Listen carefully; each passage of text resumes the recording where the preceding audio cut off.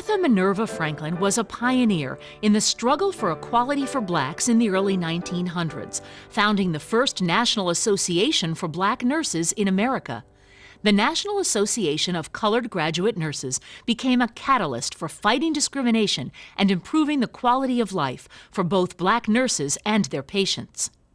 She must have had a tremendous amount of courage, but she must have had a burning vision, something that just must have burned inside of her and said, it's not good enough for me to be successful, but I need to be able to make a difference. So I think she was smart. I think she studied her environment and learned how to navigate her way through the system. And then once she learned what it was that she needed to use, she used those tools to maximize that opportunity. Martha Franklin was born in New Milford, Connecticut in 1870, the daughter of a Civil War veteran. After graduating from high school in Meriden, Martha entered the Women's Hospital Training School for Nurses in Philadelphia. At the age of 27, Ms. Franklin graduated and moved back to Meriden to work as a private duty nurse. I think that she had fewer opportunities for actually practicing the very thing that she had been educated for. There were times when their services were not taken or accepted because of their color. Well, there was not an organization at the time for black nurses. Within the white nurses group, there was an organization in existence at the time. And so I think Martha said, enough is enough. We need to have the same rights as everybody else. If we meet the same requirements and if we meet the same standards, everything should be open to us the same way. Possessing keen organizational skills and leadership qualities, Martha Franklin set out to determine if other black nurses would support her idea of forming a professional nursing association of their own.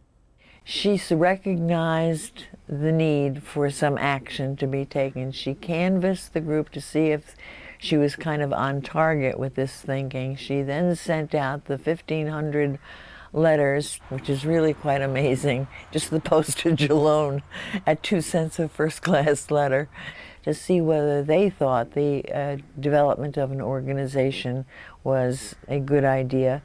They convened a meeting in New York City at Lincoln Hospital, and out of that they decided to form the National Association of Colored Graduate Nurses. That was 1908. She started an organization so many years ago, and this organization, even though had several times when it sort of went defunct, got revived and restarted, and today is a very, very strong and vibrant organization. And so for me, the vision of this organization is to be present, to be participants, and to be decision makers. I think if we didn't have people like Martha around to sort of be the torch bearers, to raise the awareness, first of institutions, that there are women of color that are just as bright and just as smart who can be nurses, that I'm not so sure that we would have been as far as we were today.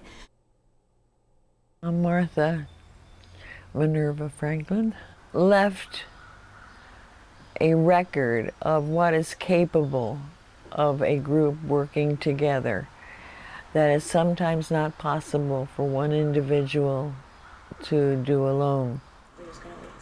I think what Martha has done for myself and other black nurses today is that she opened the doors to places where we may not have been able to go. She made it possible for all of us to be able to have the same opportunities that anyone else could have. We've moved significantly from where we were, but we're just not there yet, and I think this is why you continue to have organizations like the National Black Nurses Association trying to continue the work that Martha started. Martha Minerva Franklin died in 1968 at the age of 98. Since her death, she has received a number of honors. In 1976, Ms. Franklin was inducted into the American Nurses Association Hall of Fame. In 1998, the nursing sorority Chi Eta Phi placed a plaque at her Meriden gravesite, citing Franklin as the founder and first president of the National Association of Colored Graduate Nurses. And in 2005, Midstate Medical Center in Meriden unveiled a photographic tribute to Franklin in partnership with the Meriden-Wallingford NAACP. We have a goodly heritage that's reflected in Martha Minerva Franklin's life, and I hope we never forget it. When I think about Martha, I think about people like Mahatma Gandhi, and I think about people like Martin Luther King. She saw that something needed to be done because somewhere down the road, there needed to be a new standard, a new way of doing things, a new way of access, a new way of opportunity for people that looked like her.